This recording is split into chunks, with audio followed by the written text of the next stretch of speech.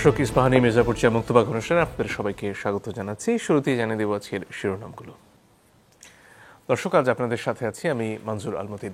আজকে আমরা মূলত আলোচনা করব বিদায়ী বছর নিয়ে, পাশাপাশি নতুন বছর নিয়ে আমাদের প্রত্যাশা কি সে নিয়েও আলোচনা থাকবে। এর মধ্যে আজকে আপনারা জানেন বৈষম্য বিরোধী ছাত্রদের আয়োজনে মার্চের একটি আয়োজন ছিল আমাদের শহীদ মিনারে। সেটিকে কেন্দ্র করে 15 দিনের মধ্যে একটি ঘোষণাপত্র, যেটি আজকে ঘোষণা হওয়ার কথা ছিল, কিন্তু সরকারের তরফ থেকে সে দায়িত্ব নেওয়ার পরে এখন পর্যন্ত ছাত্ররা সময় বেঁধে দিয়েছেন 15 দিনের মধ্যে আসলে এটি যাতে দেয়া হয় সেই ব্যাপারে।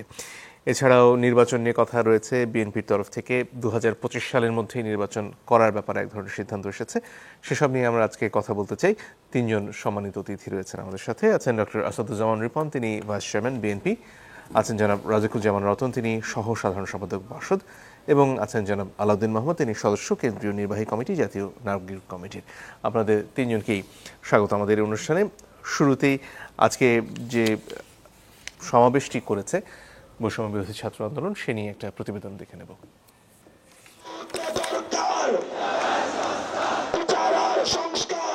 স্লোগানে বিচার আর সংস্কারের দাবি, ঐক্য সহস্র প্রাণের, কণ্ঠে এখনো সংগ্রামের ডাক। কেন্দ্রীয় শহীদ মিনারে মার্চ ফর ইউনিটিতে ফ্যাসিবাদ বিরোধী শপথ নেন ছাত্র জনতা। অঙ্গীকার বাংলাদেশ প্রশ্নে এক থাকার। বন্ধুত্বপূর্ণ পররাষ্ট্রনীতির সুযোগে কেউ যদি মাথায় উঠে বসে, আমরা তাকে মাথা থেকে মাটিতে ফেলে দিতে বিন্দু মাত্র দ্বিধা করবো না। খুনি হাসিনাকে বাংলাদেশে এনে অবিলম্বে বিচার করতে হবে। সেই বাংলাদেশ বুলেটের ভয় পায় নাই, সেই বাংলাদেশকে ষড়যন্ত্র দিয়ে রুখে দিতে পারবে না। জুলাই অভ্যুত্থানের বিভীষিকার দিনগুলো স্মরণ করিয়ে দেন আহত ও শহীদ পরিবারের সদস্যরা। জানান শেখ হাসিনা ও তার দোসরদের বিচারের দাবি।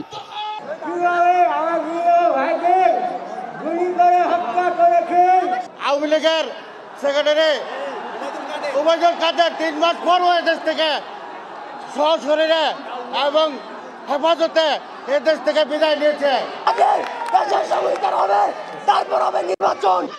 5 মাসেও কেন অন্তর্বর্তী সরকার জুলাই অভ্যুত্থানের ঘোষণাপত্র দিতে পারেননি, সেই প্রশ্ন তোলেন বক্তারা। হুঁশিয়ারি আসে 15 জানুয়ারির মধ্যে ঘোষণাপত্র না এলে ফের রাজপথে নামার। জানুয়ারির 15 তারিখের মধ্যে তাদেরকে প্রোক্লামেশন ঘোষণা করতে হবে। যদি ন্যূনতম কোনো টালবাহানা দেখতে পাই, তবে ইউনূস সরকার যেন সাবধান হয়ে যায়। নির্বাচন ঘিরে বিভিন্ন দলীয় ন্যারেটিভ নিয়ে সমালোচনা করেন বক্তারা। বলেন আওয়ামী লীগের বিচারের আগে কোনো নির্বাচন নয়। বাংলাদেশের আগামী নির্বাচন হবে গণপরিষদ নির্বাচন। স্পষ্টভাবে বলে দিতে চাই, আওয়ামী লীগের বিচারের আগে কোনো নির্বাচন হবে না। বাংলাদেশে যতদিন থাকবে ততদিন পর্যন্ত আওয়ামী লীগের নির্বাচন হতে দিবে না। আওয়ামী লীগের বিরুদ্ধে আমাদের ফেসিবারিক পৃথিবীর যেটুকু রাজনৈতিক শক্তি আছে, আমাদের সংগ্রামে থাকবে। এছাড়া বিচার বহির্ভূত হত্যা, দ্রব্যমূল্যের নিয়ন্ত্রণ সহ জনমনে স্বস্তি ফিরিয়ে আনার আহ্বান ছিল এই আয়োজনে। শুরুতেই জনাব রতন, আপনার কাছে আসতে চাই। 2024 বিদায় নিচ্ছে আর অল্প কিছুক্ষণের মধ্যে। নিশ্চয়ই বাংলাদেশের ইতিহাসে বছরটি স্মরণীয় হয়ে থাকবে এবং সামনে আসলে কেমন বাংলাদেশ হবে তার অনেক শিক্ষাই হয়তো এই বছর থেকে আমরা পেতে চলেছি।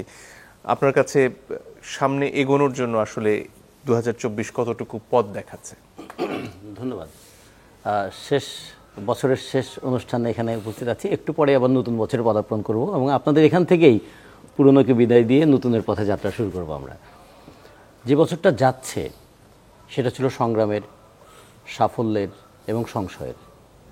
সংগ্রাম ছিল ফ্যাসিবাদ বিরোধী, সাফল্য ছিল 5ই আগস্ট ফ্যাসিস্ট সরকার শুধু পদত্যাগ নয়, সরকার প্রধান দেশত্যাগ করার মধ্য দিয়ে। তারপরে শুরু হয়েছে সংশয়।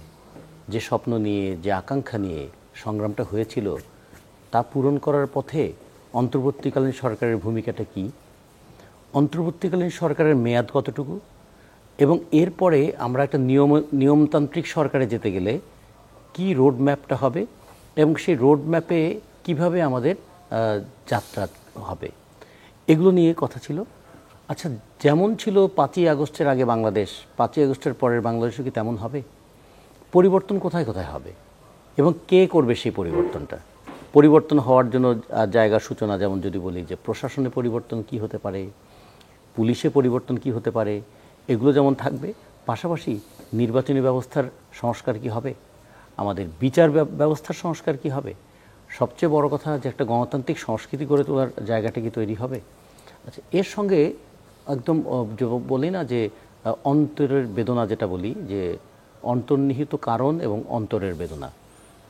অভ্যুত্থানের অন্তর্নিহিত কারণ ছিল একদিকে যেমন দুর্নীতি, দুঃশাসন, দ্রব্যমূল্যের ঊর্ধ্বগতি, জীবনের প্রতি প্রচণ্ড একটা চাপ অনুভব করা, তা এটা ছিল অন্তরে। আর বাইরে কি ছিল যে এই সরকার সে সুষ্ঠু নির্বাচন দিচ্ছে না, অবাধ নির্বাচন দিচ্ছে না, মত প্রকাশের স্বাধীনতা নাই, কথা বলতে ভয় হয়, দেয়ালের লিখন ছিল সুবোধ তুই পালিয়ে যা, মানে এদেশে বোধহয় সুবোধ রাত থাকতে পারবে না, এরকম পরিস্থিতি। ফলে সেই অন্তরের কথা এবং বাইরের আকুতি দুটো মিলেই তো 5ই আগস্টের জন্ম হয়েছিল এবং সেখানে একটা অভূতপূর্ব স্লোগান তৈরি হয়েছিল যে কোটা সংস্কার থেকে স্লোগান ট্রান্সফর্মড হয়ে গেল, মানে শুধু পরিবর্তন মানুষের হয়নি, স্লোগানেরও পরিবর্তন হলো যে বৈষম্য বিরোধী একটা আন্দোলন।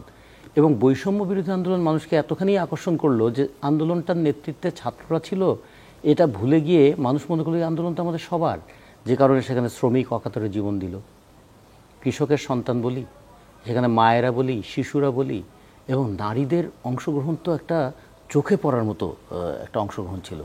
শিশু নাকি প্রায় 137 জনের মতন শিশু মৃত্যুবরণ করেছে, তার মধ্যে প্রায় 67 থেকে 70 জন শিশু তারা শিশু শ্রমিক। তো এইরকম পরিস্থিতি বাংলাদেশের আগে দেখি নাই। স্বাধীনতার পরে এই 52 বছরে আমরা এর মধ্যে একটা অভ্যুত্থান দেখেছি, সেই অভ্যুত্থানের নেতৃত্বে রিপন ভাইরা ছিলেন, আমরাও সেখানে ছিলাম, সেই অভ্যুত্থানটা আমরা দেখেছি। কিন্তু এবারের অভ্যুত্থান আরও বেশি তাৎপর্যপূর্ণ যে 69-এর গণ অভ্যুত্থানে আইয়ুব খানের পদত্যাগ হয়েছে, 90-এর গণ অভ্যুত্থানের সেনাশাসক এরশাদের পদত্যাগ হয়েছে, আর এবারের অভ্যুত্থানে আমরা দেখলাম পদত্যাগ এবং দেশত্যাগ দুটোই হয়েছে। তাহলে এই বিপুল আকুতির পরে, আকাঙ্ক্ষার পরে পরবর্তী 5টা মাস, মানে গত যে 5টা মাস আমরা কিন্তু সংশয়ের মধ্য দিয়ে কাটালাম। যে জায়গাগুলো আমাদের সাময়িক সমাধানের জায়গা ছিল, আর কিছু জায়গা ছিল দীর্ঘমেয়াদী সমাধানের জন্য প্রস্তুতি।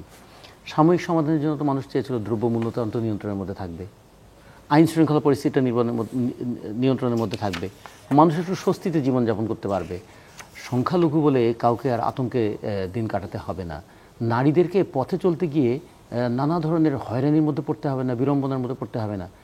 সেই জায়গা কিন্তু আমরা প্রত্যাশা অনুযায়ী পরিপূর্ণতা পেলাম না। এখন যেটা প্রশ্নটা এসছে, আগামীতে তাহলে ট্রান্সফরমেশন অফ পাওয়ার এটা কিভাবে হবে? ট্রান্সফরমেশন অফ পাওয়ার হতে গেলে সংস্কার লাগবে, আর ট্রানজিশন পিরিয়ডটা অন্তর্বর্তীকালীন সরকার, আর ট্রান্সফার অফ পাওয়ার কিভাবে হবে? এটা নির্বাচনের মধ্যে দিয়ে হবে। তাহলে ট্রানজিশন পিরিয়ডে আছি, ট্রান্সফরমেশন অফ পাওয়ার করতে যাচ্ছি, এবং ট্রান্সফার অফ পাওয়ার করতে গেলে আমরা একটা সুষ্ঠু অবাধ গ্রহণযোগ্য নির্বাচন পেতে চাই। এই সুষ্ঠু অবাধ গ্রহণযোগ্য নির্বাচনের ক্ষেত্রে যত বিলম্ব হচ্ছে, সংশয়টা তত ঘনীভূত হচ্ছে। যত বিলম্ব হচ্ছে, কারণ অন্তর্বর্তী সরকার তো অনেকটা দায়হীন সরকারের মতো, পরবর্তী সরকারকে তো সব দায় নিতে হবে। এই অন্তর্বর্তীকালীন সরকারের সময়টাকে যেমন তাদের আইনসঙ্গত করতে হবে, তাদের কাজগুলোকে রেটিফাই করতে হবে। ফলে অন্তর্বর্তীকালীন সরকার যদি মনে করে আমরা যে কাজই করে যাই না কেন, পরবর্তী সরকার তো আমাদের সব কিছুকে তাদের সমর্থন বা অনুসমর্থন এটা করতেই হবে, ফলে অনেকটা দায়হীন সরকারের মতো হয়ে যায়। ফলে এই সরকার যত দীর্ঘায়িত হবে, তত নানা ধরনের প্রবণতাও কিন্তু এখানে মাথাচাড়া দিয়ে উঠবে। ফলে আমরা মনে করি যে আমরা 2024টা বাংলাদেশের জাতীয় জীবনে একটা দারুণ বছর হিসেবে থাকবে। বছরের শুরুটা এসেছিল একটা হতাশার মধ্য দিয়ে, যে 7ই মার্চের নির্বাচন হয়ে গেল, এইরকম একটা প্রতারণাপূর্ণ নির্বাচন হয়ে গেল, একটা হতাশার মধ্য দিয়ে বছর শুরু হয়েছিল। জুলাই আগস্টে একটা উদ্দীপনার মধ্য দিয়ে বছরের মাঝখানটা আমরা পার করলাম, যে যত বড় স্বৈরশাসক হোক না কেন জনগণের মুখে সে টিকতে পারে না, পালাতে বাধ্য হয়। আর বছরের শেষটা করতে যাচ্ছি একটা সংশয়ের মধ্য দিয়ে, যে যা যা চেয়েছিলাম তা কি আমরা পূরণ করতে পারছি। ফলে সংগ্রাম, সাফল্য এবং সংশয়ের বছর। নিশ্চয়ই। জনাব আলাউদ্দিন মোহাম্মদ, আপনার কাছে পর্যায়ে আসতে চাই। আজকের সমাবেশে আক্তার হোসেন, জাতীয় নাগরিক কমিটির সদস্য সচিব, তিনি বলছিলেন যে আগামী নির্বাচন হওয়া উচিত গণপরিষদ নির্বাচনের। এইটার প্রয়োজনীয়তাটা আসলে কি? ধন্যবাদ, এবং আপনার মাধ্যমে আমি দর্শককে শুভ নববর্ষের শুভেচ্ছা জানাচ্ছি। তো মূলত আজকে আক্তার হোসেন যে দাবিটি করেছে যে গণপরিষদ নির্বাচনের দাবিটি কিন্তু নতুন নয়। আমরা 5 আগস্ট থেকে আমরা বলে আসছি যে আমরা একটি নতুন সংবিধান চাই এবং নতুন সংবিধান অবশ্যই একটি গণপরিষদ নির্বাচনের মাধ্যমে নতুন সংবিধান রচিত হবে। গণপরিষদে যারা নির্বাচিত হয়ে আসবেন তারা নতুন সংবিধান দিবেন, সংবিধানের পর তখন নিয়মতান্ত্রিক প্রক্রিয়া দেশ পরিচালিত হবে। তো এরই ধারাবাহিকতায় আমরা যখন রাষ্ট্রপতিকে অপসারণের যে আন্দোলন করেছি সেই আন্দোলন এবং পরবর্তীতে আমরা যখন প্রোক্লেমেশন অফ জুলাই রেভলিউশন ঘোষণা করতে চেয়েছিলাম, সেই ঘোষণাটা কিন্তু এটা একটা ফর্মাল প্রসেস ছিল যে আমরা যে 5 আগস্টে ঘটে যাওয়া যে ঘটনাটা, সেই ঘটনাটা কিন্তু ইতিমধ্যে এই সংবিধান বাদ হয়ে গিয়েছে এবং আমরা এটা সবাই স্বীকার করব। ইভেন এখানে যারা সংবিধান বিশেষজ্ঞ আছেন তারাও এই কথা বলছেন যে এখন এই পর্যায়ে এখন আমরা কেন এই নতুন সংবিধানের অথবা গণপরিষদ নির্বাচনের দাবি করছি। তো দেখেন, গণপরিষদ নির্বাচনটা এখন একটি অনিবার্য জায়গায় এসে দাঁড়িয়েছে। কারণ আমরা যখন জাতীয় নির্বাচনের কথা বলছি এবং একই সাথে আমরা যখন সংস্কারগুলো দেখছি খুব ধীরগতিতে শুরু হয়েছে, তো এবং এই সংস্কারগুলোর পর দেখা যায় যে নির্বাচন নিয়ে একটা চাহিদা তৈরি হয়েছে বিরোধী দলগুলোর মধ্যে। বিরোধী দল বলবো না, এখানে বলবো যে গণঅভ্যুত্থানের সপক্ষে অনেকগুলো দল, বিশেষ করে বিএনপি নির্বাচন চাচ্ছে। তখন আমরাও তো নির্বাচন চাই, কিন্তু আমাদের নির্বাচনের চাওয়াটা হলো গণপরিষদ নির্বাচনটা আগে হবে, যে গণপরিষদ নির্বাচনে একটি নতুন সংবিধান, এর সংবিধানের মধ্যে সব দল মত পক্ষ নিয়েই সংবিধানটা রচনা করা সম্ভব হবে সেই গণপরিষদ নির্বাচনের মাধ্যমে। তো এটা আমার মনে হয় এটা নতুন কিছু না, এটা আমাদের পূর্ববর্তী যে চাওয়া সেই চাওয়ার একটা ধারাবাহিকতা। সেটা নিয়ে সময়টা কেমন হতে পারে? কারণ বিএনপির আজকে সিদ্ধান্ত হচ্ছে 2025-এর মধ্যেই তারা এই নির্বাচনটা দেখতে চান, সেটার সাথে কি আপনাদের মতামতটা কি?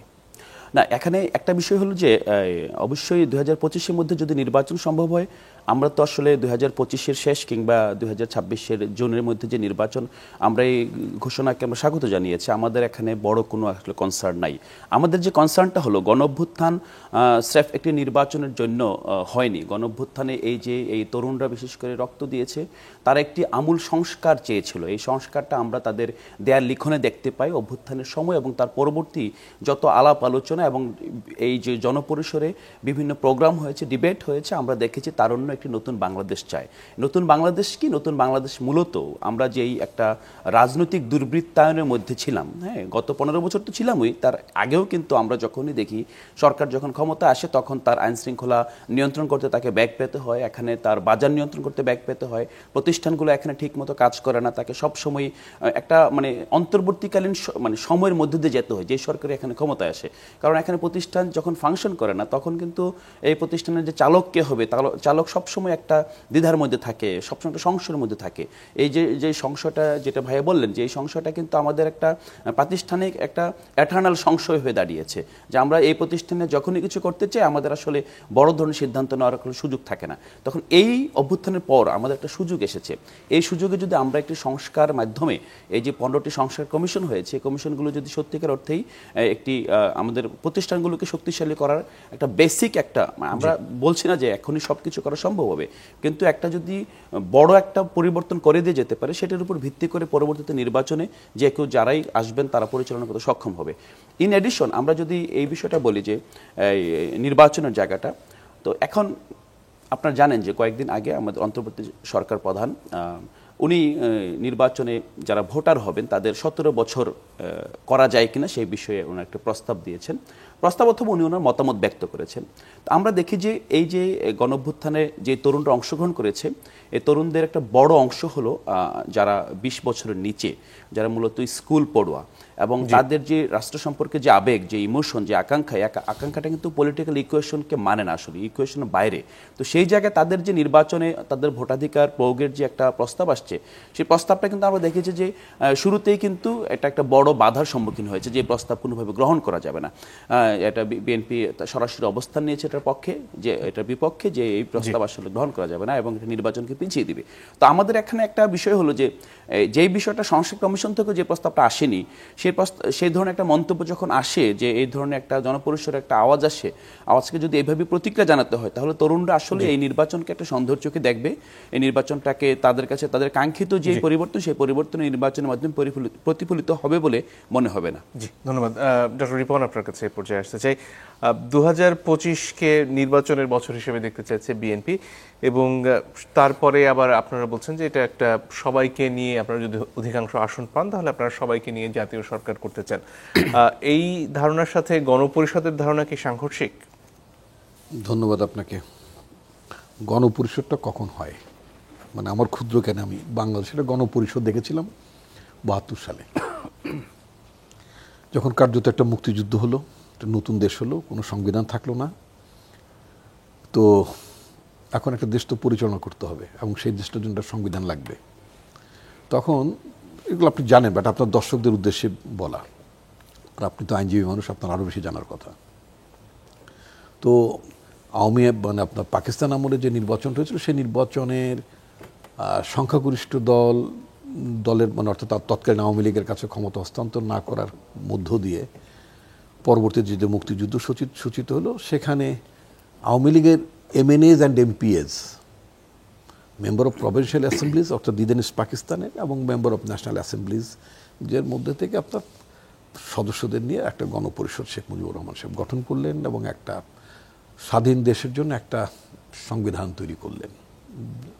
Certainly that was A reality. একটা দেশের জন্য একটা আপনার সংবিধান লাগবে, সংবিধান প্রণয়ন করতে হবে, সংবিধান প্রণয়নের জন্য তো একটা গণপরিষদও লাগবে। ফাইন। এখন বাংলাদেশে আজকেও শুনলাম যে গণপরিষদ, তার একটা গণপরিষদের কথা ভাবছেন, এর আগে শুনি নাই। তো যাই হোক, তো গণপরিষদ করতে হলে তো একটা নির্বাচন লাগবে, গণপরিষদের জন্য তো একটা নির্বাচন লাগবে, অর্থাৎ গণপরিষদে কারা যাবেন, তাই না? তো এই গণপরিষদের যাওয়ার জন্য এই একটা আইন থাকতে হবে। তো বর্তমান সংবিধানে তো এরকম একটা আইন টাইন নাই। তাহলে একটা হতে পারে, সেটা হচ্ছে যে আপনার ওই যে মানে ঘোষণাপত্রের মাধ্যমে এই ধরনের একটা আইনি কাঠামো আসতে পারে। ঘোষণাপত্রের মধ্যে কখন আইনি কাঠামো আসে না, ঘোষণা করলেই সেটা কার্যকর হয় না। সরকারের তরফ থেকে যদি হয়, সরকারের তরফ থেকে হলে হবে না। সরকার ঘোষণা করলে কি সেটা আইন হয় নাকি? নির্ভর করে কি আকারে ঘোষণা। সরকার ঘোষণা, আপনি আইনের মানুষ, সরকার ঘোষণা করলে এটা আইন হয় না। আইনটা যদি সংসদ যদি যেহেতু নাই, তাহলে আইন করতে হলে প্রেসিডেন্টের একটা মানে ইয়ে লাগবে, অর্ডিন্যান্স হোয়াট এভার। সরকার চাইলে প্রেসিডেন্ট সেই ধরনের অর্ডিন্যান্স জারি করে, এখনো যে ব্যবস্থা আছে। কারণ বর্তমান সরকারটা তো এই সংবিধানের আওতায় গঠিত, এই সংবিধানের আওতায় তো সরকার গঠিত। তো সংবিধান কবরস্থ তো সরকারও কবরস্থ হয়ে যাবে, বর্তমান সরকারটা কবরস্থ হয়ে যাবে। বর্তমান সংবিধানে তো কোথাও অন্তর্বর্তীকালীন সরকারের বিধান নেই। ওই যে আপনার হাইকোর্টের রেফারেন্স আছে, সেটা তো আপিল বিভাগ বললো, কিন্তু সংবিধানে কোথাও তো আর এর উল্লেখ নেই। না, সংবিধান কোথাও উল্লেখ নাই, তো নেই বলি তো আপনি আপিল বিভাগে গেছেন। যদি আপিল বিভাগের আপনার কাছে ফিরে আসি, আমার এই কথাটা শেষ করতে হবে। অবশ্যই আপনি সুযোগ পাবেন তখন শেষ করার। দর্শক একটু পরে ফিরে আসছি, আশা করি সাথে থাকবেন।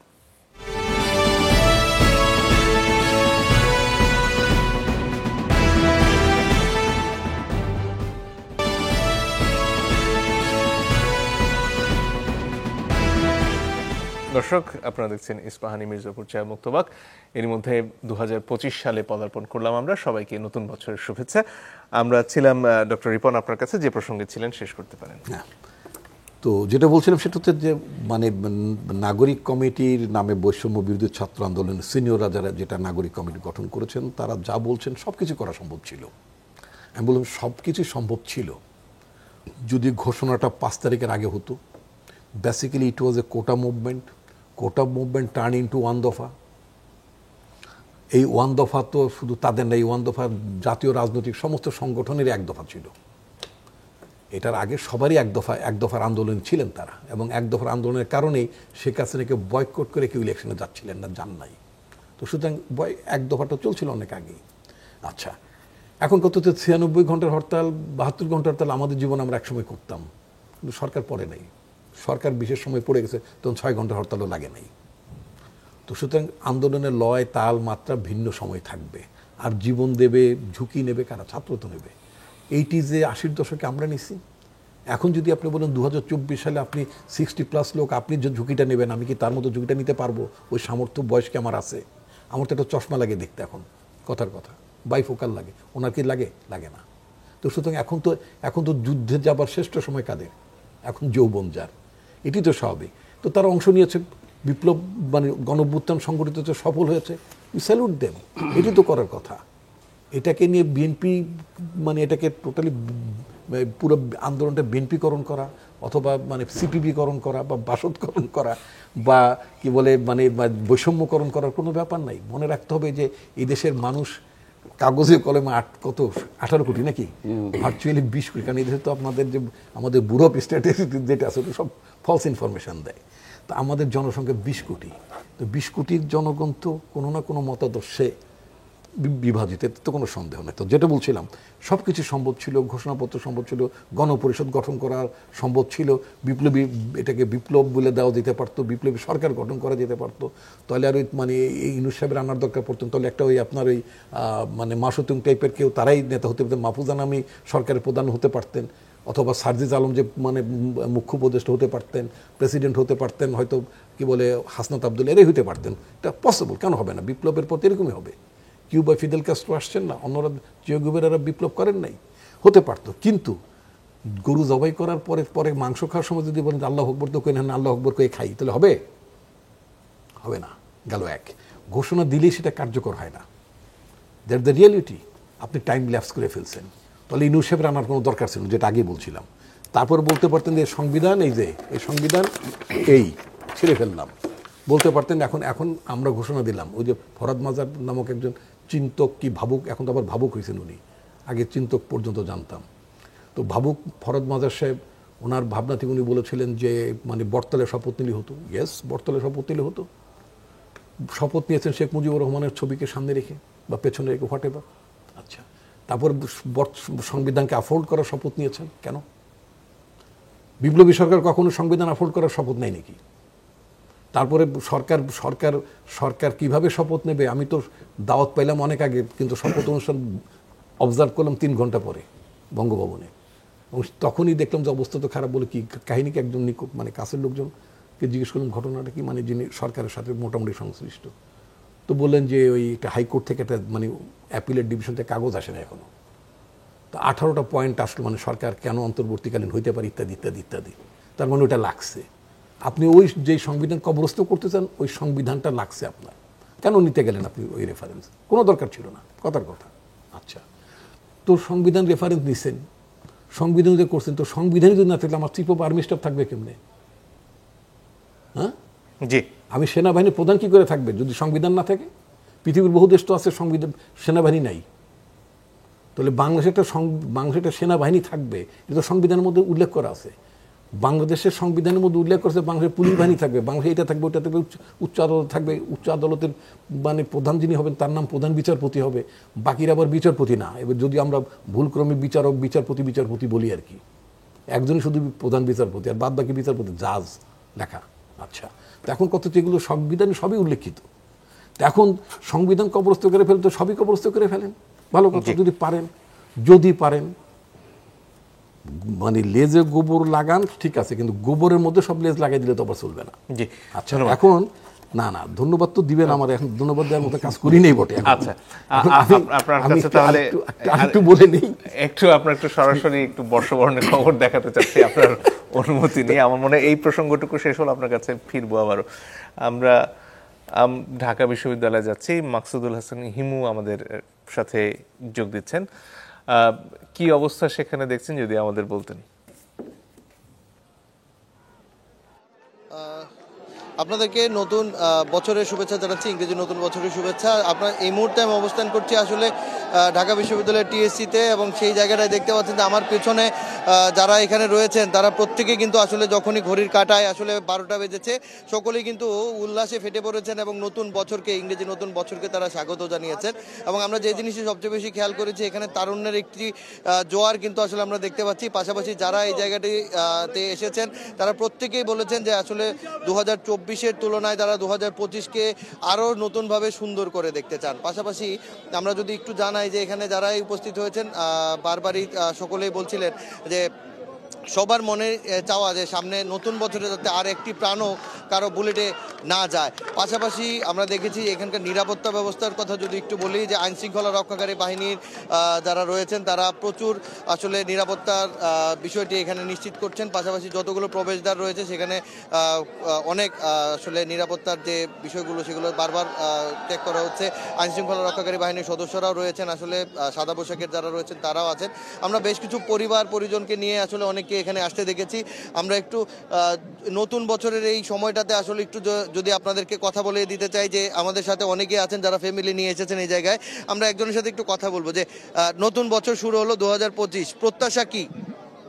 আলহামদুলিল্লাহ, প্রত্যাশা সঠিক সুন্দর একটা দেশ পাওয়া, সুন্দর একটা সমাজ পাওয়া, পরিবার পরিজন নিয়ে যেন সুন্দরভাবে শান্তিভাবে বসবাস করতে পারি, আগামী দিনগুলো খুব সুন্দর যায়, এই তো। আমরা আরেকজন তরুণ যারা আছেন এখানে তাদের সঙ্গে একটু কথা বলবো। তরুণদের প্রত্যাশা জানতে চাইবো, 2025 সালে আসলে কেমন বাংলাদেশ দেখতে চান? আসলে 2025-এ আমাদের তো অনেক চাওয়া। আমাদের 2024-এ আমাদের দুঃখর বছর ছিল, এমনকি আনন্দেরও ছিল। আমরা 24-এ আমরা ফ্যাসিবাদ পরাজিত করেছি, ভারতীয় আধিপত্য পরাজিত করেছি। এখন হচ্ছে 2025-এ যা যা সেই ফ্যাসিবাদ প্রতিষ্ঠা করেছিল ওইগুলো নির্মূল করে নতুন করে সংস্কার করে বাংলাদেশকে একটি সুন্দর রাষ্ট্র গড়ে তোলা, এটাই আমাদের প্রত্যাশা। দেখছিলেন, আমরা দেখতে পাচ্ছি যে এখানে আরো অসংখ্য মানুষ তাদের পরিবার পরিজনদেরকে নিয়ে এসেছেন। ক্যাম্পাসের যারা শিক্ষার্থী রয়েছেন তাদের অগ্রজ অনুজরা তারা সকলে এখানে আসলে মিলে একসাথে 2025-কে উদযাপন করছেন। পাশাপাশি আমরা যারা বিভিন্ন গণমাধ্যম কর্মীদেরও দেখেছি তারা এখানে এসেছেন এই এখানকার আজকের দিনের যে পরিস্থিতি সেই সংবাদটি সংগ্রহ করবার জন্য। আমরা একটু সামনে যেতে চাই আপনাদেরকে নিয়ে, সেইখানে আমরা কয়েকজন যাদেরকে দেখছি আমরা একটু কথা বলবো। তারাকে এইখানে দেখছি যে উল্লাসে ফেটে পড়েছে যারা এখানকার তারুণ্যের যে উচ্ছ্বাস সেটিকে আমরা মূলত দেখতে পাচ্ছি। সকলে মিলেই আসলে নতুন বছরটাকে খুব সুন্দর করে দেখতে চান। 2025 সালে সকলের প্রত্যাশা বাংলাদেশ যাতে হয় সবার, এবং সুন্দর একটি বাংলাদেশের প্রত্যাশায় সবাই আসলে এই আজকের দিনটাতে করছেন, এই মুহূর্তটাতে করছেন। আসলে ধন্যবাদ আপনাকেও নতুন বছরের শুভেচ্ছা। ডক্টর রিপন যদি আর কিছু যোগ করতে চান সংক্ষেপে। নতুন বছর উপলক্ষে আপনাকেও শুভেচ্ছা, যারা সহ আলোচক আছেন তাদেরকেও শুভেচ্ছা জানাই। যাই হোক, আমরা একটা চমৎকার বছর তো আমরা পার করলাম। চমৎকার এই অর্থে যে আমরা একটা বড় মাপের বিজয় অর্জন করেছি নিঃসন্দেহে ফ্যাসিবাদের বিরুদ্ধে। আমার জন্য অত্যন্ত আনন্দের বিষয়, আমাদের তো এখন মোটামুটি বয়স হয়েছে, আমরা অনেকগুলো ইভেন্ট দেখেছি, মুক্তিযুদ্ধ দেখেছি, তাই না?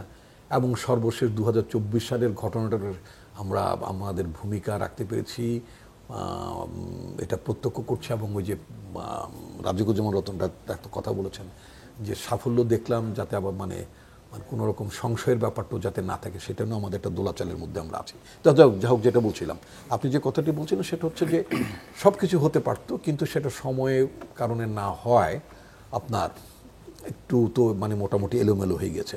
এখন যেটা দরকার, এই সরকার হচ্ছে বাংলাদেশের ইতিহাসে সবচেয়ে দুর্বলতম সরকার। এর কম্পোজিশন অফ দ্য অ্যাডভাইজার্স যদি খেয়াল করি, সেটাও দুর্বলতম সরকার। একটি আজকে বোধহয় ওনাদের মিটিংয়ের মধ্যে একজন একটা কথা বলেছেন, যেটা নোট করলাম। 5ই আগস্টের পর 5 মাসের পরেও আপনার জুলাই বিপ্লবের ঘোষণাপত্রে দেরি কেন সরকারকে জানতে চেয়েছেন। তো আপনি গাছ লাগিয়েছেন, কাঁঠাল গাছ, আর আশা করবেন আপনি আম, তো হয় নাকি? এটা কি বিপ্লবী সরকার নাকি? এইখানে যারা আছে তারা কি বিপ্লব করার লোক নাকি? জীবনের বিপ্লব করেছেন কি কেউ? কাগজে বিপ্লবী 2-1 থাকতে পারে। তো এদের কাছে আপনি কি বিপ্লবের ঘোষণা আশা করবেন? সুতরাং এই ঘোষণা আশা করার কোনো কারণ নেই। জনাব আলাউদ্দিন মোহাম্মদ যে কথাটি এতক্ষণ ডক্টর রিপন বলবার চেষ্টা করছিলেন, যে 5 তারিখে যেটা করা সম্ভব ছিল সেটা আসলে 31শে ডিসেম্বর আর করা সম্ভব নয়, বা সামনেও আগামী 15 দিনেও করা সম্ভব নয়। সেটা আমি বলিনি, সেটা আমি বলেছি যে দেরি হয়ে গেছে, সম্ভব না বলিনি আমি। যদি ওনারা যদি সম্ভব করতে পারেন, একজন সিটিজেন হিসেবে আমার মতো অসংখ্য 20 কোটি মানুষও তো সেটা দেখবে নিশ্চয়ই। জনাব আলাউদ্দিন, আমরাও সেই 15 তারিখের ডেটটা দেখতে চাইতেছি, যে এর মধ্যে হয় কিনা, সরকার কি করেন। এখন এটা আদৌ করা সম্ভব কিনা, বা কতটুকু দুষ্কর হয়েছে। না, অ্যাকচুয়ালি 5 আগস্টের যে ঘটনা, সেই ঘটনার সময় যেটা ঘোষণা করার কথা আরো আগে, কারণ ঘোষণার মধ্য দিয়ে একটা হয় প্রোক্লামেশন অফ ইন্ডিপেন্ডেন্স, স্বাধীনতার অর্জনের পরে হয় না। জি জি, এখানে প্রোক্লামেশন ও বিপ্লবের পরে হয় না। আচ্ছা, এখানে 5 আগস্টে যেটা হয়েছে, 5 আগস্টের আগে যে এই দফাটা প্রথম, এটা নিয়ে আমি একটু রূপন ভাইয়ের সাথে ইয়ে করি যে এক দফার দাবি আগেও ছিল, ঠিক আছে, কিন্তু আমাদের যে এক দফাটা শুধুমাত্র শেখ হাসিনার পতনের দাবি ছিল না, এটা যদি স্পষ্টভাবে লেখা ছিল শেখ হাসিনার পতন, ফ্যাসিবাদী ব্যবস্থার বিলোপ এবং নতুন রাজনৈতিক বন্দোবস্ত। এটা একটা লম্বা একটা সেন্টেন্সের মধ্যে দুইটা ঘোষণাটা ছিল। এখন 5 আগস্টে যেই পতনটা হয়ে গিয়েছে, পতনটা কিন্তু 5 আগস্ট না, এটা হয়তো বা এটা এখন পর্যন্ত আমরা হাসিনার রেজিমে থাকতে পারতাম। 3 আগস্টে কিন্তু এটা জানা ছিল না যে 5 আগস্টে দুদিন পরেই হাসিনা এখান থেকে পালিয়ে যাবে। তো ওই সময়ের যে ঘোষণাটা আমরা সবাই এটা স্বীকার করতে হবে, এটা একটা বৈপ্লবিক ঘোষণা, এবং ওই ঘোষণার পরিপ্রেক্ষিতে কি হতে পারতো এটা চিন্তা করলে আমরা এটা বুঝতে পারবো যে আসলে এটা কতটা সাহসী একটা ঘোষণা ছিল ছাত্রদের পক্ষ থেকে। তো সেই ব্যাপারে আমরা যদি পরবর্তী স্টেজে যাই যে 5 আগস্টে যেটা হয় নাই সেটা কি আসলে 31 ডিসেম্বর কিংবা 15 জানুয়ারি সম্ভব কিনা, সেটা অবশ্যই সম্ভব। হিস্ট্রিক্যালি এটা শুধুমাত্র বাংলাদেশে না, পৃথিবীর অনেক দেশে আমরা জানি যে ফ্রেঞ্চ রেভলিউশন হয়েছে 1789 সালে, কিন্তু ফ্রেঞ্চ রেভলিউশন যে ডিক্লারেশনটা ঘোষিত হয়েছে 1792 সালে। তো প্রায় রেভলিউশন চলাকালীন একটা 3 বছর পরে ঘোষণাটা আসে।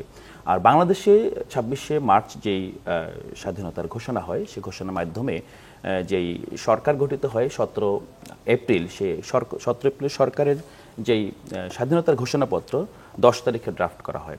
এখন 10 তারিখে যে ড্রাফট করা হয়, সেই ড্রাফটটা কিন্তু এখানে 26শে মার্চ থেকেই এখানে সরকার আছে বলে এটা ধরে নেওয়া হয়। তো এইটা যে একটা রেট্রোস্পেক্টিভ একটা ব্যাপার, তো এই ব্যাপারটা কিন্তু এখানে 5 আগস্টে যে সরকার গঠিত হয়েছে, 5 আগস্টে ঘটনার ক্রমে এই সরকার 8 আগস্টে গঠিত হলো, এটা কিন্তু ইভেন এটা আমরা বলছি 1 বছর পরেও দেওয়া যাবে, কিন্তু যেটা রিপন ভাই ইঙ্গিত করেছেন সিচুয়েশন আছে কিনা, এখন সিচুয়েশনটা এখানে একটা গুরুত্বপূর্ণ প্রশ্ন। তো আমরা যেটা বিশ্বাস করি যে এই গণঅভ্যুত্থানের যেই প্রেক্ষাপট, এবং সেই প্রেক্ষাপট শুধুমাত্র এই গণঅভ্যুত্থানের প্রেক্ষাপট না, এটা একেবারে উপনিবেশিক শাসনের সময় থেকে আমরা যখন প্রথম এই ভূখণ্ড পেলাম, এই ভূখণ্ডের শুরু থেকেই দেখেছি যে আমরা আসলে শাসক গোষ্ঠীর সাথে জনগণের একটা কমিটমেন্ট কখনোই রক্ষা করা হয় নাই। এটা 47-এ হয়েছে, এটা 71-এ হয়েছে, এটা 90-এ হয়েছে, 2024-এও যেটা সংশয় বলেছেন সেই সংশয়ের জায়গায় আমরা আছি। তো মূলত এই যে একটা যদি এমন হতো যে 5 আগস্টের পর সত্যিকার অর্থেই একটা স্ট্রং গভর্নমেন্ট এবং বেশ ভালো সংস্কার করে ফেলতে পারতো, তখন হয়তো বা বিপ্লবের ঘোষণাটি বড় কোনো ইস্যু হতো না। হ্যাঁ, এখন যেটা হয়েছে যে সত্যিকার অর্থে গভর্নমেন্ট একটা দুর্বল গভর্নমেন্ট। এখন এই দুর্বল গভর্নমেন্ট এমন একটা অবস্থায় দেশকে নিয়ে যেতে পারে, একটা সংশয়, যে সংশয়টা আছে এটা যদি একটা খারাপ অবস্থার দিকে যায়, তখন যেটা হবে 2024-এ যে ছাত্র জনতার যে আত্মদান, তাদের এই যে অকাতরে যারা রক্ত বিলিয়ে দিয়েছে, এই ঘটনাটা কিন্তু ইতিহাস খুব নির্মমভাবে এটার প্রতি সুবিচার করবে না। তো এখন এই ঘটনাটি এখন ছাত্র জনতার যেই দাবিটা আসছে, যে প্রেক্ষাপটে আসছে, যে গভর্নমেন্ট যদি এইভাবে ডিক্লাইন অথবা দুর্বল হতেই থাকে, বিভিন্ন কারণে দুর্বল হতে থাকে, সেটা না আরেকটা বিতর্ক, তখন কিন্তু এই ঘটনাটা ইতিহাসে এটা আসলে একটা ট্র্যাজেডি হিসেবে থাকবে, এবং এটা আমরা হতে দিতে পারি না। এখন ঠিক এই অবস্থায় কিন্তু আমরা 5 আগস্টে একটা রিএনেক্টমেন্ট করতে চাচ্ছি, যে একটা পূর্ণ মঞ্চায়ন, যে না আসলে এই যে ঐক্যটা তৈরি হয়েছিল, যে ঐক্য রিপন ভাই ছিল আমার সাথে, 4 আগস্টে রুহুল কুদ্দুস কাজল ছিল শাহবাগে দাঁড়িয়ে, আমরা দুজন একসাথে স্লোগান দিয়েছি। তখন কিন্তু জিজ্ঞেস করি নাই যে ভবিষ্যতে যখন এখানে হাসিনার পতনের পরে তুমি কি রাজনীতি করবা। তো ওই সময়টা যেই ঐক্যটা ছিল, সেই ঐক্যটা আসলে আমরা এখন সেই ঐক্যটা আনারই পরিকল্পনা ছিল, এবং সেই ঐক্যটা মূলত রাজনৈতিক দলগুলো এখানে অবশ্যই গুরুত্বপূর্ণ ব্যাপার, কিন্তু 158 জন যে সমন্বয়ক এবং সহ সমন্বয়ক, তারা কিন্তু বিভিন্ন দল থেকে এসেছে। এখানে ছাত্র দলেরও কিন্তু সমন্বয়ক আছেন, এখানে ছাত্র শিবিরের সমন্বয়ক, ছাত্রলীগের পদত্যাগ করে সমন্বয়ক হয়েছেন। ধরেন এই যে ব্যাপারগুলো ঘটেছে, এখন 158 জন যদি আমরা বলি যে বৈষম্যবিরোধী ছাত্র আন্দোলন যে প্ল্যাটফর্মটা, এটা যে আসলে একটা ইনক্লুসিভ প্ল্যাটফর্ম, যদি 158 জন এবং তাদের যেই পিছনের যে রাজনৈতিক শক্তি দলগুলোকে যদি আমরা নিয়ে আসতে পারতাম, তখন হয়তো সত্যিকার অর্থেই একটা নতুন ম্যানিফেস্টেশন হতো যে হ্যাঁ, অ্যাকচুয়ালি যে জাতীয় ঐক্যমত্য যেটা আমরা মনে করি যে মোটা দাগে লুজ হয়ে গিয়েছে, সেটা লুজ হয়নি, এটা এখন আছে। এখন যেটা হয়েছে, যেটা গভর্নমেন্ট যেহেতু এই জায়গাটায় দায়িত্ব নিয়েছে, যে এই বৈষম্যবিরোধী ছাত্র আন্দোলনের যে স্বাধীনতার বিপ্লবের ঘোষণা, এটা তোমরা একা দিবে কেন? হ্যাঁ, যেহেতু এখানে অন্যান্য দল ইনভলভ আছে, তো ব্যাটার এটা গভর্নমেন্টের জায়গা থেকে আসবে, এবং যেটা প্রতিশ্রুতি আমরা পেয়েছি থ্রু দ্য প্রেস সেক্রেটারি, তো আমরা যেটা দেখেছি যে জাতীয় ঐক্যমত্যের ভিত্তিতে গভর্নমেন্ট এই ঘোষণাটা দিবে। কারণ আমরা তো গভর্নমেন্টের প্রতি আস্থা রাখতে চাই এবং আমরা বুঝতে চাই যে সত্যিকার অর্থে আমাদের ঘোষণা যেটা, আমাদের ঘোষণাটা যদি একটু একপেশে হয়ে যায়, যদি কোথাও অনাস্থার সৃষ্টি করে, জাতীয় ঐক্যমত্যের কোথাও যদি ফাটল ধরার আশঙ্কা তৈরি করে, আমরা সেটা চাই না। সে না চাওয়ার জায়গা থেকে কিন্তু আমরা, যেহেতু আমাদের এখানে একটা মানে আমরা আসলে এখনো রাজনৈতিক দল না, একটা প্ল্যাটফর্ম, সেই প্ল্যাটফর্মে যে মানুষগুলো আসলে সংগঠিত হতে চায় সেই মানুষগুলোকে আমরা আসলে একটা ডেট দিয়েছি, তাদেরকে একটা জায়গা আহ্বান করছি এবং যেই মেনলি 5 আগস্টকে আমরা আসলে স্মরণীয় করে রাখতে চেয়েছিলাম। তো সেই জায়গায় আজকে আমরা একটা সমাবেশ করেছি। সেই সমাবেশে আমরা যে দাবিটা জানিয়েছি, সে দাবিটা হলো মূলত আমরা প্রোক্লেমেশন করলে যে দাবিটা করতাম এবং আমরা সরকার যে দায়িত্বটা নিয়ে সবাইকে সাথে নিয়ে যে প্রোক্লেমেশনটা করবে, সেই প্রোক্লেমেশন আমাদের দাবির যে প্রতিফলন যাতে ঘটে, আমরা সেই দাবিটা জানিয়েছি। তো আমরা কিন্তু এখনো যেটা বলছেন যে বিপ্লবী সরকার কিংবা আমরা ডেফিনেটলি এখানে একটা গণঅভ্যুত্থান ঘটেছে, এটা বিপ্লবী রূপান্তরের চেষ্টা, বিপ্লবী শক্তি থাকবেই এবং সেই থাকার জায়গা থেকে আমরা চাই সরকার যে প্রতিশ্রুতি দিয়েছে সেই প্রতিশ্রুতির আলোকে আমাদের এখান থেকে মতামত নিয়ে একটা ঘোষণা আসুক। নিশ্চয়ই, ধন্যবাদ। জনাব রতন, আপনার কাছে ফিরে আসতে চাই। এই যে গণ অভ্যুত্থানকে ধীরে ধীরে বিপ্লবের দিকে নেয়া বা বৈপ্লবিক পরিবর্তন যেগুলোর কথা আসলে বিভিন্ন গ্রাফিতিতে আমরা দেখেছি, যেখানে সাধারণ মানুষের অধিকারের প্রসঙ্গ এসেছে, দারিদ্র্য বিমোচনের কথা, বৈষম্য দূর করার কথা এসেছে, সেদিকে যাওয়ার এই মুহূর্তে আসলে উপায় খোলা আছে কিনা? সেই প্রসঙ্গে যাওয়ার আগে আমি একটু দুই একটা বিষয় একটু আলোচনা করে নিই, যা আমার কানে দুই দিক থেকে আসলো। আচ্ছা, বাংলাদেশ এখন ধরুন আমাদের যদি বলি যে আমাদের ডিক্লারেশন অফ ইন্ডিপেন্ডেন্স কবে হয়েছিল, আমরা সবাই জানি এটা 26শে মার্চ না? ডিক্লারেশনের পরে তো প্রোক্লামেশন অফ ইন্ডিপেন্ডেন্স হলো 10ই এপ্রিল। তারপরে আমার ভিক্টরিটা আসলো কবে? 16ই ডিসেম্বর। তার মানে প্রথমে স্বাধীনতার ঘোষণা দিলাম, তারপর প্রোক্লামেশন অফ ইন্ডিপেন্ডেন্স ঘোষণা করলাম, যে সেখানে আমাদের সাম্য, সামাজিক মর্যাদা এবং মানবিক মর্যাদা এবং সামাজিক সুবিচার করলাম। তো করে তারপরে তো আমি বিজয়ে গেলাম। আচ্ছা, ঠিক 90-এ দেখুন, 90-এ কি 1982 সালের 24শে মার্চ এরশাদ এলো। তারপরে 1983 সালের মধ্য ফেব্রুয়ারিতে আমরা মজিদ খানের শিক্ষানীতির বিরুদ্ধে লড়াই করতে গিয়ে জাফর জানার, কাঞ্চন দীপলেশার রক্তের মধ্য দিয়ে আন্দোলন একটা ঐক্যবদ্ধ আন্দোলনের জায়গায় চলে গেল। এরপরে জিহাদের রক্তের উপর দাঁড়িয়ে আমরা সর্বদলীয় ছাত্রঐক্য করে তুললাম। না, 22 ছাত্র সংগঠন হলো আগে, 22 ছাত্র সংগ্রাম পরিষদ, দুটো মিলে না 22 ছাত্র সংগঠন, এটা একটা অফিসিয়াল প্ল্যাটফর্মে ছিল। একেবারে এর সাথে পতনের আগ দিটা তখন মানে ছাত্র সংগঠন মিরাটের সাম্প্রদায়িক দাঙ্গাকে কেন্দ্র করে আমরা 22 করেছিলাম। আচ্ছা, তারপরে হলো কি ঐক্যবদ্ধভাবে সর্বদলীয় ছাত্রঐক্য করে উঠল। তেমনিভাবে নারীদের সংগঠন ঐক্যবদ্ধ নারী সমাজ, সম্মিলিত সাংস্কৃতিক জোট, শ্রমিক কর্মচারী ঐক্য পরিষদ, 17টি কৃষক সংগঠন। আর রাজনৈতিক দলের যে জোট, নানা ভাঙন বিভক্তির পরেও 7 দল, 8 দল এবং 5 দল মিলে আমরা 19শে নভেম্বর 3 জোটের রূপরেখা ঘোষণা করলাম। এরপরে কিন্তু এলো ডক্টর মিলনের রক্তের মধ্যে দিয়ে আন্দোলনটা আর একটা তীব্রতা পেয়ে 6ই ডিসেম্বর এর সাথে পদত্যাগ। তাহলে ওখানে কিন্তু ঘোষণাগুলো আগে হয়েছে। রেট্রোস্পেক্টিভ ইফেক্টের প্রশ্নটা এখানে আসে নাই। ফরাসি বিপ্লব যে কথাটা বললেন, 1789 সালে ফরাসি বিপ্লব হয়েছে, কিন্তু আপনারা জানেন যে ফরাসি বিপ্লবের পর আবার নেপোলিয়ন ফিরে এসেছিল। ফলে ফরাসি বিপ্লব কিন্তু অনেক দিন ধরে কন্টিনিউ করতে হয়েছে। ফলে রাজতন্ত্র থেকে গণতন্ত্রে যাওয়ার মাঝখানে তার যে দীর্ঘ সময়টার ফলে ওটা এমন ঝঞ্ঝাট বিক্ষুব্ধ পরিবেশ ছিল এবং যে কারণে বলা হয়েছিল ফরাসি বিপ্লব তার বিপ্লবের সন্তানদেরকে খেয়ে ফেলেছে। তার মানে বেশিরভাগই তো ওই পরবর্তী সময়ে মৃত্যুবরণ করেছে বা নিহত হয়েছে। মৃত্যুবরণ তো স্বাভাবিক, নিহত হয়েছে।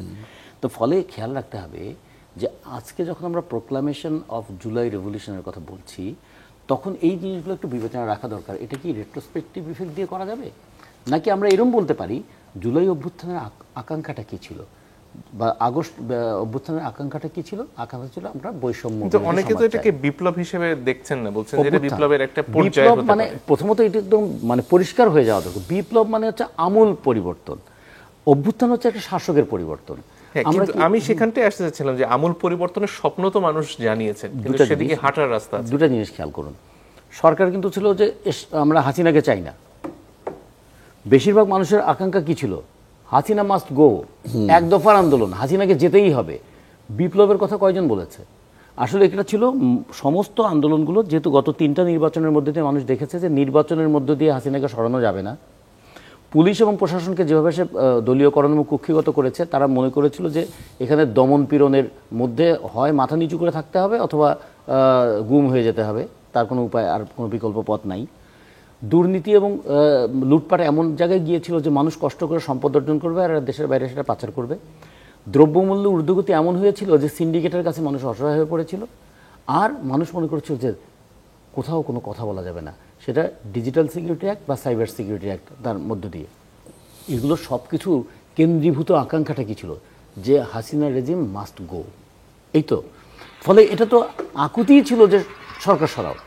এর মধ্যে শুধুমাত্র হাসিনা চলে যাবে আর আগের মতো সব না, হাসিনা চলে যাওয়া না, হাসিনা কেন যাবে তার যুক্তিগুলো দিয়ে তো হাসিনা যাওয়া। নিশ্চয়ই। তার মানে হাসিনা যখন সমস্ত কিছুর কেন্দ্রীভূত রূপ হিসেবে দাঁড়িয়েছে, তখন হাসিনা যাওয়ার মধ্য দিয়ে এগুলোকেও যাওয়া। তার মানে দ্রব্যমূল্যটা সহনীয় থাকবে, দুর্নীতিবাজরা দূরে চলে যাবে, প্রশাসন এবং বিচার বিভাগ গণতান্ত্রিক হবে, নির্বাচনটা সুষ্ঠু অবাধ হবে, এই তো চাওয়া। মানে যা চাই না তাকে সরালেই তো যা চাই তা আমাদের কাছে ধরা পড়ে, তাই তো।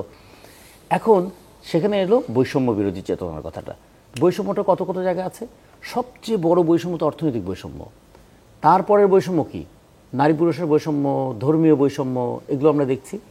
আর বৈষম্যের আঘাত গিয়ে পড়ছে শিক্ষার ক্ষেত্রে বৈষম্য, চিকিৎসা পাওয়ার ক্ষেত্রে বৈষম্য, এমনকি বৃদ্ধ বয়সের নিরাপত্তা পাওয়ার ক্ষেত্রে বৈষম্য। বুড়ো বয়সে একটা মানুষ অসহায় হয়ে তাকিয়ে থাকে, কে তাকে দেখবে? তার ছেলেরই তো চাকরি নেই। এই যে নানা ধরনের নানাবিধ বৈষম্য, তার যে কেন্দ্রীভূত রূপ হচ্ছে যে অর্থনৈতিক বৈষম্য, এবং বৈষম্যের মূল কারণ হচ্ছে শোষণ। এইভাবে যদি দেখি তাহলে শোষণের বিরুদ্ধে একটা লড়াই এখানে ছিল। কিন্তু মানুষ যেটা চেয়েছে, মানুষ তো দীর্ঘমেয়াদী স্বপ্নটা দেখে না, মানুষ দেখে তার চোখের সামনে। দেশব্যাপী যে গ্রাফিতিগুলো তরুণরা এঁকেছেন, সেখানে কি একটা দীর্ঘমেয়াদী স্বপ্ন? গ্রাফিতিগুলোর মধ্যে দেখুন, গ্রাফিতিগুলোর মধ্যে কিছু গ্রাফিতি যেমন ছিল এমন যে আমরা রাষ্ট্র সংস্কার চাই, বলেছেন রাষ্ট্র সংস্কার চাই, সংস্কার খেয়াল করবেন। তারা কি বলেছে যে নো মোর হাসিনা, তারা বলেছে যে আর কয়টা গুলি করবা, কিংবা মুগ্ধ পানি লাগবে, এরকম। তার মধ্যে অনেক ধরনের যে বিষয়গুলো সব কিছুর মধ্যে কিন্তু একটা দুঃশাসনের হাত থেকে মানুষ মুক্তি চেয়েছে। হ্যাঁ, এটাকে আমি যদি বিপ্লবে রূপান্তরিত করতে চাই তাহলে আর একটা বড় সংগ্রাম এখানে লাগবে। আমরা অভ্যুত্থানের যদি বলি যে 5ই আগস্ট আমাদের বিজয় অর্জন হয়েছে, তাহলে এটা হলো অভ্যুত্থানের বিজয়। আর যদি মনে করি যে রাষ্ট্রটাকে পরিবর্তন করব, তাহলে এই লড়াইটাকে আরও বহুদূর নিয়ে যেতে হবে। কিন্তু তারপরেই আমরা দেখলাম যে বৈষম্যের বিরুদ্ধে লড়াই করলাম, সেই বৈষম্যের অনেকগুলো রূপ আবার নতুন করে এলো। সাম্প্রদায়িক বৈষম্য মাথা চাড়া দিয়ে উঠলো, নারী পুরুষের মেয়েদেরকে বাইরে বেরোনো যাবে না, অদ্ভুত ব্যাপার তৈরি হয়ে যাচ্ছিল। তারপরে কি অর্থনৈতিক বৈষম্যটা তো শ্রমিকরা, যে শ্রমিক বুকের রক্ত দিয়ে আন্দোলনের পথ রচনা করলো, এই 5ই আগস্টের পর সেই শ্রমিক মজুরির দাবিতে আবার রক্ত দিচ্ছে।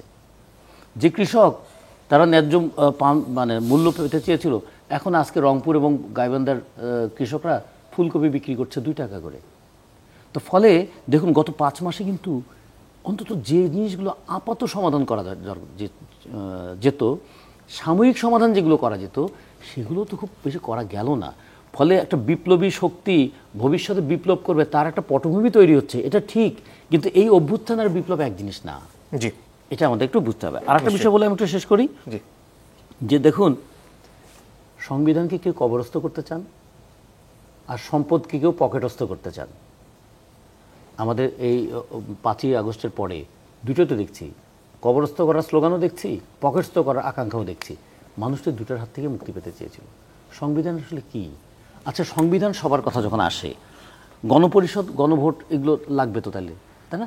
আর ধরুন তো এমন কোনো গণ অভ্যুত্থান হয়েছে পর্যন্ত আমাদের এখানে যে গণ অভ্যুত্থানের পরে নির্বাচন হয় নাই?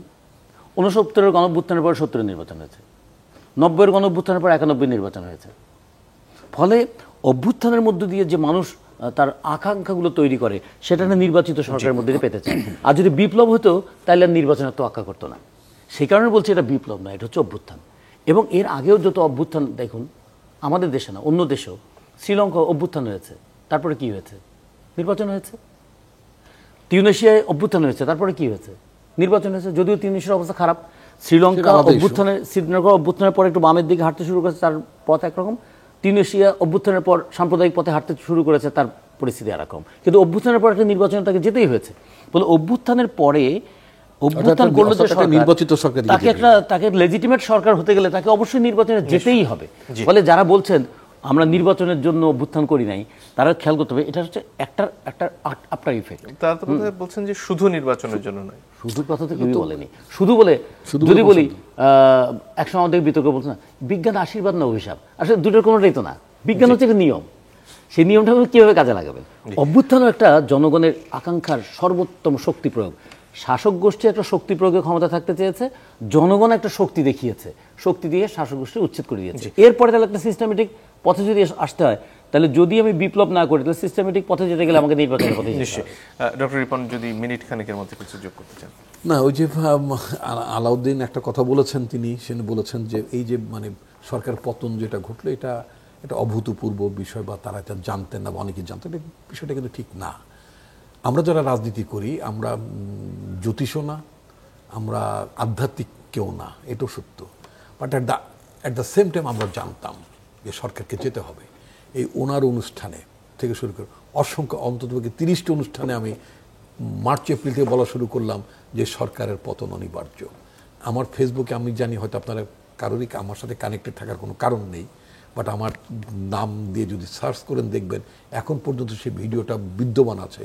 31শে অগাস্ট আমি 30শে মে আমাদের পার্টির প্রতিষ্ঠাতা জিয়াউর রহমানের শাহাদত বরণের দিবসে আমি হবিগঞ্জে একটা মিটিংয়ের মধ্যে আমি বলছিলাম 31 তারিখে আমি বলেছিলাম যে এই সরকার অনিবার্যভাবে কলাপসের দিকে যাচ্ছে, এবং এও আমার দলের কর্মীদের উদ্দেশ্যে বলেছিলাম যে তোমরা যদি সেখানে যদি সক্রিয় অংশগ্রহণ নাও করো তাও সরকার কলাপস করবে। সুতরাং আমরা খুবই কনফিডেন্ট ছিলাম যে সরকারকে যেটি হবে কলাপস করবে।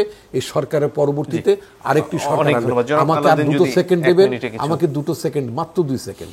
সেটা হচ্ছে একটু বলে আর সাক্ষী রাখা ভালো, সেটা হচ্ছে যে আগে যেমন বলেছিলাম কলাপস করবে, আবার একটু বলে রাখি এই সরকার যদি 25 সালের মধ্যে যদি নির্বাচনের দিকে না হেঁটে যদি কোনো বাঁকা পথে হাঁটে তাহলে এই সরকারের জায়গায় আরো নির্বাচন আগে কমপক্ষে যদি দুটো সরকার দেখবে ভবিষ্যতে আরো।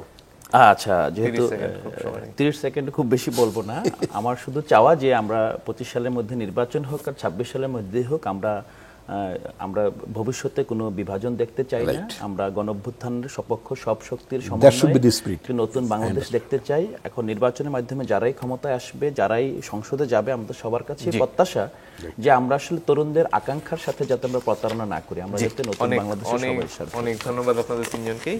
দর্শক আপনাদেরকে ধন্যবাদ দিয়ে জানি।